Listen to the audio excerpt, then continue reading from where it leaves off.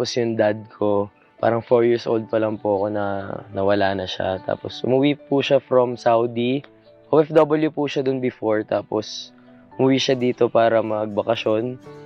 Tapos nung day na umuwi siya, parang first time ko siya makita kasi nung pinanganak ako, umalis siya. Tapos bumalik siya nung 4 years old ako. Tapos nung pag-uwi niya, namatay po siya sa CR. Parang sabi niya sa akin, "Okay, Robin, matulog ka muna. May birthday party mamayang gabi sa labas ng bahay namin." Ano po ako, kasi nung bata po ako, ugali ko yung nagtutulog-tulugan lang kasi hindi ako masyado nakikinig pa po doon. So, nagtutulog-tulugan ako simula 2 hanggang 5. Tapos nagtataka po ako yung daddy ko hindi lumalabas ng banyo. Ngayon, tumawag po ako kina lola ko, sabi ko, "Lola, si daddy hindi siya lumalabas ng banyo, kanina pa siya doon."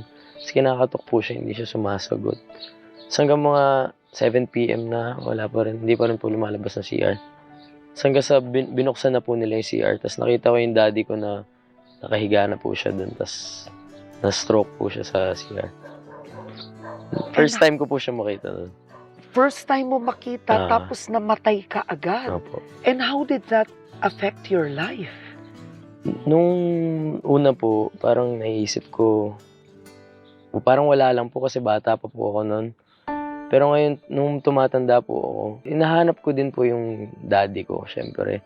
Nakikita ko po yung mga classmates ko na lumalaki sila na masaya yung buhay nila, na nakukuha nila yung gusto nila. Marami sila nun nagamit na wala ako, na lagi sila tinutulungan ng tatay nila, ganun.